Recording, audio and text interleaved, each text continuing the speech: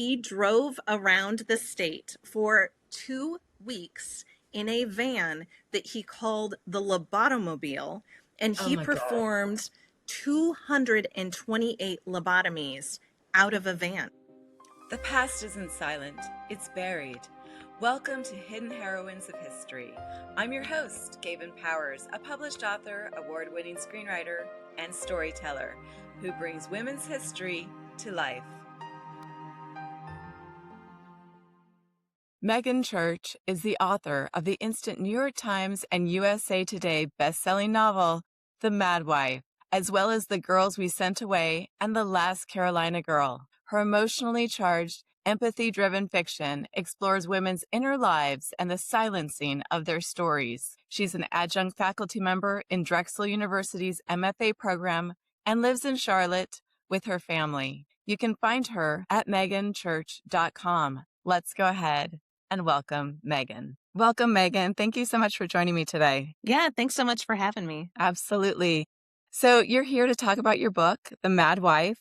I love that you are an author who really embraces hidden stories about women, stories that have been silenced for a long time. And this story really, really resonated with me. It's set in the 90s. We know that stereotypical housewife from the 90s many of us have heard about. I'd love for you to share with the listeners sort of what's common knowledge in terms of hysteria that was prevalent of that time and that you talk about in this book, and maybe then after that a little bit about what might not be common knowledge that you discovered along the way. Yeah, hysteria really is fascinating. And, we use the word hysterical when we're talking about something funny. And that root word is the same root word of hystera, which is Greek, which means uterus or womb. And so hysteria as a diagnosis, it really up until 1980, it was a psychological diagnosis. But at first, it was classified as a physical condition.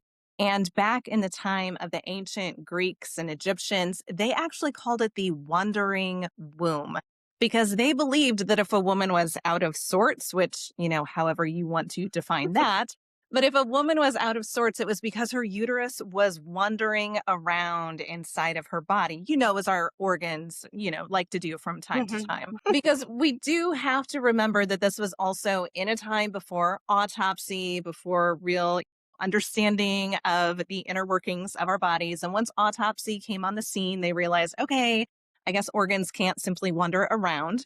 But up until then, it really was this diagnosis of they thought that the womb was wandering around and it needed to be coaxed back into right position for the woman to be healed. Now, but in truth, even beyond those ancient times, it really was this catch-all diagnosis that could be very dismissive of women and meant that conditions such as depression, anxiety, postpartum depression and psychosis, lupus, rheumatoid arthritis, multiple sclerosis, and more went undiagnosed. And it also meant that women could be subjected to certain kinds of treatments, which in Lulu's day of the 90s could include something like a mild tranquilizer like Miltown that was just on the market and quite popular in that day and age. It could go so far as electroshock therapy or even lobotomy. And so in talking about hysteria, I usually bring lobotomy into this because it shows like the real physical and long-term implications that a diagnosis like this could have, because there were over 40,000 lobotomies performed within the US. Most were done on women. And get this, the justification for this procedure, the procedure that severed the cortex between your front and right lobes of your brains, okay? That procedure, the justification could be emotional tension, depression, obsessive compulsions, anxiety, psychosis, and psychosomatic disorders. So again, if a woman is too emotional, she could have ended up with a lobotomy, which is just really a very frightening thing to even consider. So between the time of the ancient Greeks and the 1980s, when the diagnosis finally went away, hysteria really was that catch-all diagnosis that it could simply be a synonym for being overly emotional. Who of us has not been overly emotional at some time, right? And really, it was often a distraction from finding the root cause of what these women were actually experiencing. And just one further comment here, that it's also important to note that in this time period, even yet today, our bodies have not been fully studied, right? And we now understand that things like heart attack symptoms can look different on men versus women, but we didn't understand that until 1993 when the National Institutes of Health Revitalization Act was signed into law that made it mandatory that women be included as test subjects in scientific studies. And so here we are receiving these sorts of diagnoses when we have not fully been studied. And so there were so many women in this sort of forgotten history who were silenced over time because when we weren't understood, then we could be subjected to those tranquilizers, to that electroshock therapy, lobotomy, and more. Wow. That is really, really frightening because I don't know one person who hasn't had at least one or two of those symptoms in their lifetime, men or women. Right. But the fact that those lobotomies were mainly done on women, it definitely tells you that there's a power struggle there going on. It's like the fact that you wrote about this is such a personal story for me. My own grandmother was actually hospitalized what date was that? Actually, she was hospitalized right around the 1950s. Okay. And she did have electroshock therapy treatment. And I know she hated it. And I know that your character, that Lulu, your main character, hates it. And that definitely rings true with what I remember my grandmother telling me. And she had left me all of her notebooks that she had written while she was hospitalized. And Wow. unfortunately, they're now in storage, but I definitely want to get them out and look at them again. And your story rang very true to me concerning what I know that had happened to my grandmother because she had written a book about it afterwards as well. So, Wow. yeah, I really, really, I wanna say I love this book, but it was a hard love for me reading this Sure. book. But it's a good book that people need to know about because it wasn't even 100 years ago. It wasn't even 200 years ago. It's like 70 years ago was the Right. 1950s. And you're saying until the 1990s, we didn't even know that women's bodies were reacting differently with a heart attack. This is I mean, even when there are accidents, they study a man's body, and they were supposed to study women's bodies too, and they just made the man's body smaller. So the Right. results of Yes. those are very different, and women's bodies are very, very different. So there is a big, huge gap in terms of what we know about women's bodies, what we don't. We could probably Yes. go on and on. Even with now people are finally now that we have social media and my friends we're talking about perimenopause, menopause, Yes. and it's Yes. Yeah, how I many was things getting we ready to say never were that too. told. Right, right. And and actually menopause was coming to mind as you were saying that because one of the realities that we have to understand too is part of the reason why women have not been equally studied over time. There's a whole host of reasons, but part of it is because of our hormones, because our Mhm. hormones throw off study results, because you have to account for where a woman is in her cycle, her estrogen Mhm. levels are, testosterone, progesterone, all of that to Wow. account for some of the study results. And so including a woman in a study can actually prolong the timeline because of having to account for those fluctuations. But at Wow. the same time, that doesn't mean that it's not necessary. But then it Mhm. requires more money and it requires, right? And so it just becomes more difficult. But then, yeah, here we are in the year of our Lord 2026.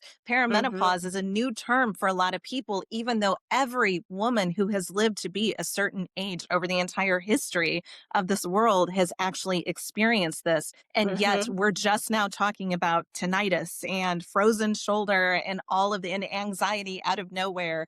And these things that Mhm. seem to be suddenly popping up, they've been here all along. It's just we haven't been studying and learning and having conversations that we need to. Absolutely. Yeah, I absolutely agree with you. And it is I just want to sort of put a pin in that. It is sort of mind-boggling when you're saying that this has been going on for women since women have been around, Right. basically, and we're only Yeah, now discussing it. that's So right. that shocks me and amazes me. So let's go ahead and let's dive into your book because this is all great backstory that's sort of laying the foundation of this book that you've written called The Mad Wife. And is there a personal reason that you wanted to write about this? If so, go ahead and would you share that with our listeners? Yeah. So this book actually came about because of failure in a way, because I had Mhm. written my first two books and it was time for me to pitch my next idea to my editor. And I gave her two ideas that I thought were amazing. And she sadly passed on both of them, saying that they weren't quite fully developed yet. And in the meantime, I fell down a rabbit hole on YouTube, as one does from time to time, and somehow stumbled upon this video. It's black and white, it's kind of grainy, it's from the 1960s, and it is labeled a psychiatric training video. And it is of this woman sitting in her therapist's office. And, thankfully, we have HIPAA laws that do not allow for present day therapy sessions to be Mhm. put on YouTube like this, but the 1960s were a different time. So this woman is sitting there. She's kind of dressed like Laura Petrie from the Dick Van Dyke Mhm. Show. She's got a cigarette in her hand and her legs are tightly crossed. And she says to her therapist, "I don't like it when it's quiet, so I'm going to keep talking." And she starts talking about childhood Mhm. trauma. It sounds like she was perhaps sexually assaulted in her childhood. She talks Mhm. about being unhappy in her marriage, how she wants a divorce. And then she brings it all back to herself and she says, "But never mind, it's all my fault. I just need to get my nerves in order." And the diagnosis given to this video was hysteria. And so I watched this video. I watched it multiple times. I watched her mannerisms. I wondered, what did this woman think she had to say? What did she think she could say or should say? What was she Mhm. keeping bottled up inside for the sake of what she thought this therapist man wanted to hear? And then for that label to simply be hysteria. And so then that led me down the further rabbit hole of research into what hysteria ever actually was. And so as all of this was coming together and I was realizing I needed to pivot to a new idea, I said to my agent, like, "Hey, I stumbled upon this. What do you think?" And she said, "I think it sounds great. Just keep pursuing it." And so that was Mhm. really where the idea came from. It wasn't necessarily that I had personal family history, such as what you just described. It Mhm. really was, now the book is dedicated to my mother who has struggled with anxiety her entire life. She remembers locking herself in the bathroom in first grade and not wanting to go to school because of her anxiety. So she has definitely had these struggles of, not feeling a proper diagnosis or not, being seen and heard and just struggling with being inside of her body in that regard. And so, she was a little bit of inspiration simply because of that struggle she's been through, Mhm. but she did not necessarily directly have, that experience with hysteria.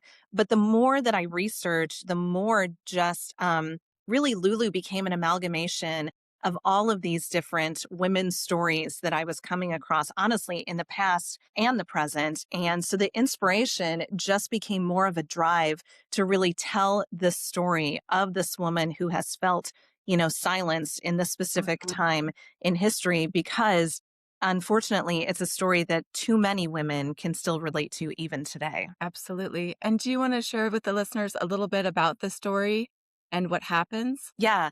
Yeah. So the Mad Wife follows Lulu Mayfield, and, she is this 1950s suburban housewife. Mhm. It looks like she has everything going for her because she keeps her household running, her husband happy, her jello salads, the talk of the neighborhood.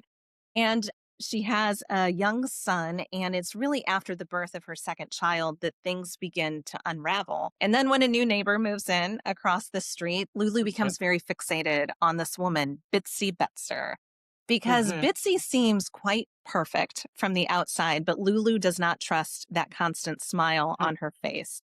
And she believes that there is something lurking beneath the surface, and she is bound and determined to figure out what it is. But the more that Lulu fixates on this woman and the potential secrets that she's hiding, the more her life really does begin to unravel, and the more those around her begin to question her sanity. So it is Mhm. the story of this woman faced with this diagnosis of hysteria and faced with trying to prove her sanity in a time when women were not always listened to. Love how you did that in the book too, because you can definitely feel it as the reader. You sense that something's a little off with Bitsy. And even when the husband is touching her, you get the creeps. And I just kept thinking that when I got to the end of the story and I started listening to all your little twists and turns in there, which were very delightful, I just remember thinking the body has memory. The mind Mhm. may not have memory, but the body always remembers. Until you deal That's with that right. trauma, the body remembers. So I thought you did that really, really well. Thank you. That was really good. Yeah, I Thank really you. enjoyed that.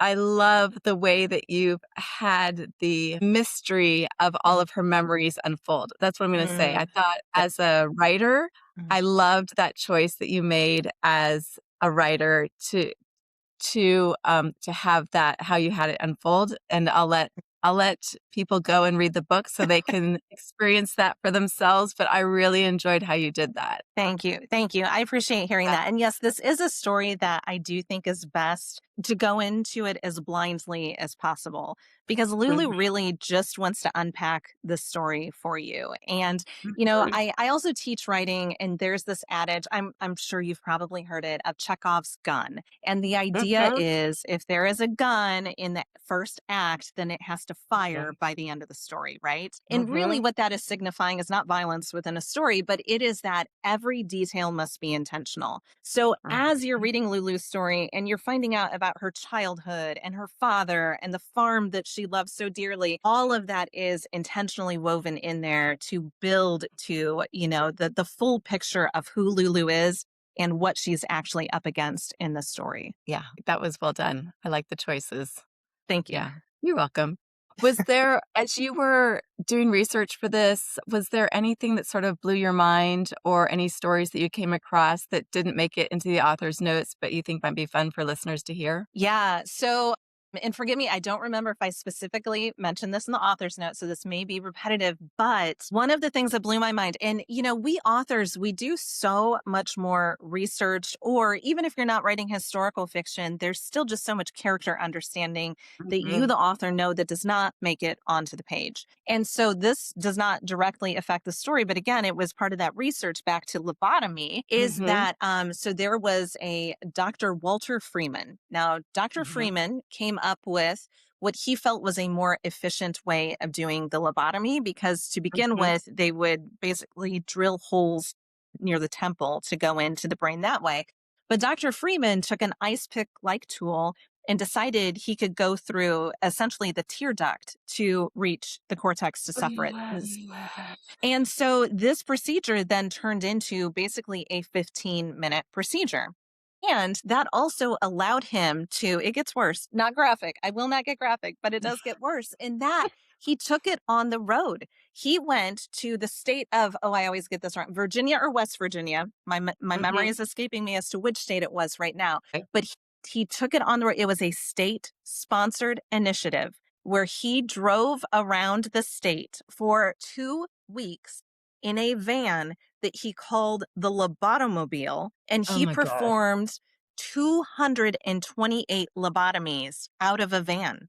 And Oh this, my gosh. I mean, that is shocking in so many regards, but hearing that is what really made me understand sort of how complacent people were about this procedure that would forever alter these people's lives. The death rate was way too high from this procedure, but even those who survived were often left incapacitated, unable to speak, but really Mhm. even if it was successful, it meant that the person could no longer feel things because you're severing the ability for the Oh, two hemispheres to speak. So you're not feeling emotion. So when wow. a person who supposedly was highly emotional, then on the other side of the procedure is not emotional, it's not necessarily a cure. What you've done is you've taken away their ability to feel and express emotions. You've made them more complacent and more pliable to what you want, but you have stripped them of emotions. And choices and Yes, ability to and exactly. basically their humanity. Yes. Yes, and I'll go a step further with this, that, there is I mean, Kennedy family within the United States. This happened Mhm. to, it was their oldest daughter, Rosemary Kennedy. Now, Rosemary had a very traumatic birth experience. She was born during the flu pandemic, and the doctor was busy, and the nurse was too nervous to deliver a Kennedy baby on her own. So Oh, she held wow. Rosemary in the birth canal until the doctor could get there and deliver her. We now know that Rosemary suffered from oxygen deprivation at birth, but in that time period, that was not diagnosed. What they knew was that Rosemary always had mental delays. As she got older, she became a little bit more obstinate and difficult to control. When she was in her 20s, her father feared she was becoming promiscuous. And her father had high hopes for his sons when it came to politics. So they did not want a difficult daughter to stand in the way and perhaps bring about scandal on the family. So he went to Dr. Freeman, the guy with the lobotomobile, and he had Rosemary lobotomized. And the procedure did not go well. She was left incapacitated, unable to speak, and then he hid her away in an institution in Wisconsin. It was not until 1963, when he passed away, that the siblings learned where she had been the entire time. Oh my gosh, that just gave me chills. That's horrible. And it's interesting because I was thinking of the Kennedys as well. And so we must have been on that same brainwave. And Mhm. I remember reading that he did it when Joe Kennedy's Yep. wife was out of town. Yes. When Rosemary's mother was out of town, he did it. And that was, I think that was like the nail in the coffin for Joe and his wife at that point. Yes. Yeah. And from my understanding, she did not know where Rosemary was for a long time either. She eventually found out before the kids Wow. did, because the kids did not learn until after the father passed away. But yeah, just an awful, awful That's story. horrible. Yes. Yeah. That's really, really sad. Why? I mean, there's some well, at some point I have to edit this down to 30 minutes.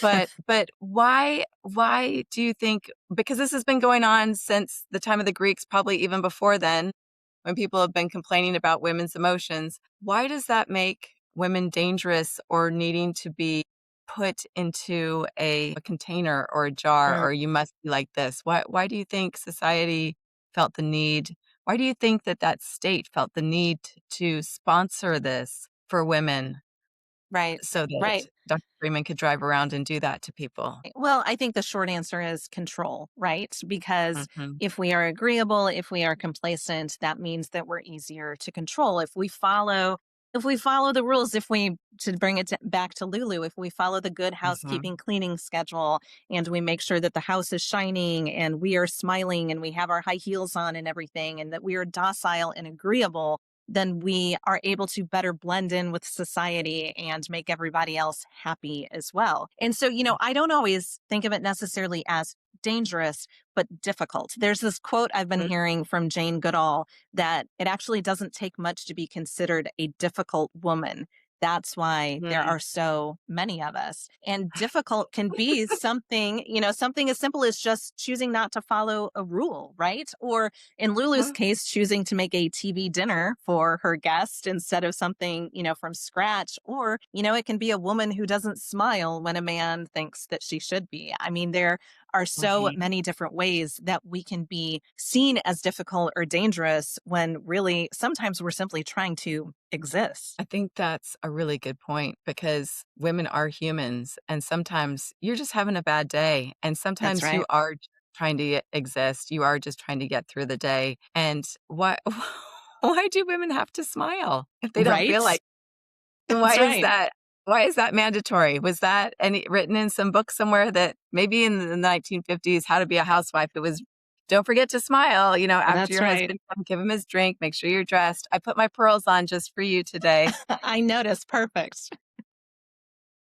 Yeah, so it's unfortunate that that happened so recently, and we all probably know someone that this has happened to or know a story of that it's happened to someone. And then I do remember that in the author's notes, I do also remember in the author's notes that you went to Weymouth Center to write some of this, and I Mhm. also have been to Weymouth Center before and written there, and you have a wonderful story about a woman at Weymouth Center, so I'd love it if you shared it with the audience because I really enjoyed it. Yes.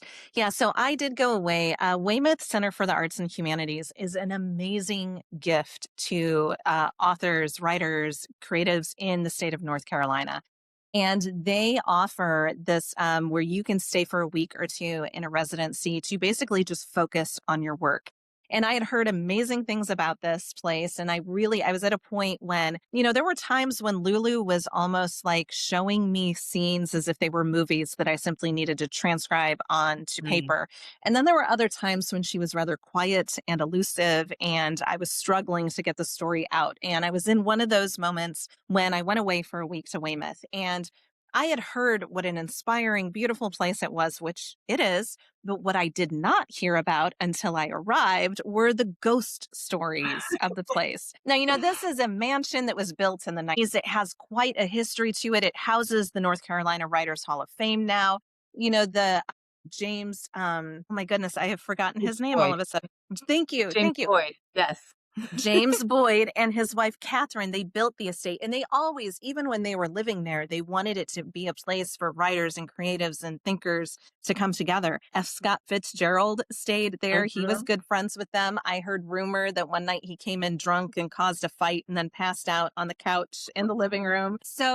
So it does have ghosts, both literal and figurative, I have come to believe. Mhm. When I first arrived, the director asked me what I was working on, and I told her, a 1950s housewife in an era of hysteria, potentially losing her mind. And she said, "Do you know about Isabel?" Well, I had no idea who Isabel was, but I came to find out who Isabel was. Mhm. So my first night there, I was in bed and I was watching a movie on my laptop. All the lights were out and my closet door opened. And I thought, okay, this is an old house with old hinges and I just hadn't latched it tightly. So I got out of bed Mhm. very quickly, went over, pushed that door hard so I heard the latch catch. And then I put something in front of it and I went back to bed. In the morning, I noticed that my phone had partially charged, but not fully charged. It was like this weird, it was only up to 40% or something. But I thought, old house, old electric, just some sort of weird electrical issue there. And then it was the next night that things started getting a little more intense. I was having a hard time sleeping because I kept hearing these sounds. Now, I should also mention there was only one other writer with me there that week. She was a Mhm. poet and she was down the hall from me. And I thought this woman must be having a hard time sleeping because I kept hearing these footsteps outside the door, just things moving around, things bumping. At one point, I swore I heard a child screaming. But then I thought, Mm. well, maybe I had kind of drifted off to sleep and it was actually like a dream that had caused that. But it was the next morning that one of the people from Weymouth said, "Hey, if you have a minute, I'd love to sit down and chat." So I met with her and she asked how it was going. And I said, "Oh, I didn't sleep well last night." And she said, "It must be Isabel." And she starts telling me the stories of Isabel. And then I start posting on Instagram about my experience. And then Mhm. writer friends are like, "When I was there, my bed moved and my door opened all of a sudden." And all of these Oh my wild goodness. stories start coming to me. One of the craziest ones I heard was that, other than the bed moving, I'm sorry, I would be so out of that place if the bed moved. I would not want that. No, now I would sleep in my car. I would not be sleeping in that bedroom. And but the wildest one was that this guy was staying there by himself. I am not brave enough to do that. He was there by himself and he was going a little stir crazy and he heard a party downstairs. Now that's not unusual because, you can rent out Weymouth, you can have weddings Mhm. and events and things there. And he heard music, he heard people talking. So he goes down the back staircase through the kitchen. And there's a Mhm. swing door into the dining room, and he sees Mhm. shadows moving underneath the swing door, and he still hears the music playing and the people talking. And he opens that swing door, and it is darkness and silence. There is nobody there at all. Wow. Yes. So Huh. I came to learn that there is actually somebody who has kept record. He used to be the groundskeeper there. And as people would share these stories over the decades that he was a groundskeeper there, he would write them down in a notebook. And so Wow. somewhere is a notebook of all of these different occurrences and stuff. But as I was there and I, started learning a little bit more about Isabel, there's a lot I don't know about her still, but I did come to learn that she Mhm. lived at Weymouth for a short time in the mid 1940s.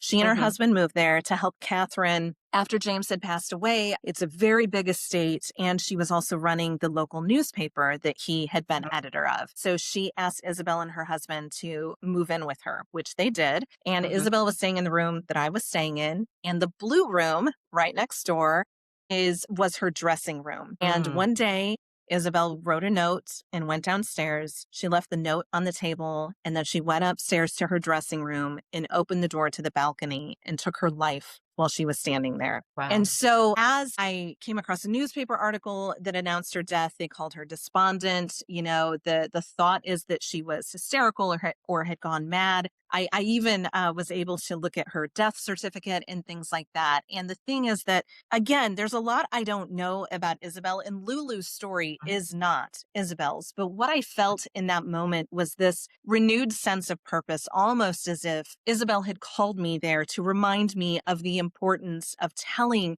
these stories of this forgotten history and these women who have felt silenced or unseen, in their lives, and just to create a story that readers can hopefully connect with and empathize with these characters and just spend some time wondering what must it have been like to have lived a life like that. Oh my goodness. Yes, absolutely. And it's important to get those stories down. And I know I was telling you before we started this interview that I would also share my Isabel story. Yes. Because when I went there, I was staying in, all the rooms were taken. The only room that they don't ever usually book is the blue room. And I was bummed out because I didn't know that that was Isabel's room or that it was haunted. Just thought, this is such a cute little nook of a room. I wish I could stay in there. They always leave the door open, probably because Isabel opens it up anyway. It does, because she closed it the day I was leaving. I wanted to go into the room and the door was closed for the first time ever. And I went and I asked, I said, is it okay if I go in there? And they're like, yeah. And I said, well, the door's closed. And they were like, Isabel must have closed it. So yes, that was very bizarre. Interesting. Wow. Okay. So, yes, the door's open, and I met another writer there named Virginia. She and her husband owned the bookshop in Pittsburgh. And so she was writing, and we went into the blue room just to look at it. And I was saying about what I was just telling you about how I was hoping that I could stay in that room. And she was telling me about Isabel. And I was like, that's interesting. And so I sat down on the bed and we were kind of speculating. Right. I know. Not the bed, not the bed. I know. And all of a sudden, because right across from the bed, there's this very narrow secretary that has doors that, open. And all of a sudden it goes creak. And I was like, hi, I was like, hi, Isabel. Well, we hope you're doing well. We just wanted to say hi and say hello to you. And, it's almost Christmas time. And so we're talking a little bit more, not 2 more minutes. My goodness. I was like, 2 is enough for me. And I just said, that's right. But I was like, Isabel, it is so nice to meet you. I hope you have a wonderful Christmas. Just wanted to say hi, wishing you the best, wishing you well. We'll go now. Yes. And we laughed. Yes. It is best to respect Isabel's space, right? Yes. Absolutely. Thankfully, I've not heard nefarious stories. There was one that I heard that I believe it was the director at the time was staying in the blue room, and she would say goodnight to the spirits before she went to bed. And this time she did not. And she was on the phone with her boyfriend when she heard a knock underneath her bed and the mattress lifted up. And she ran out of there as fast as possible. Yeah. My God. The last day I was there, I had been telling my daughter, my youngest, who right now is 14. So she was a little younger at the time.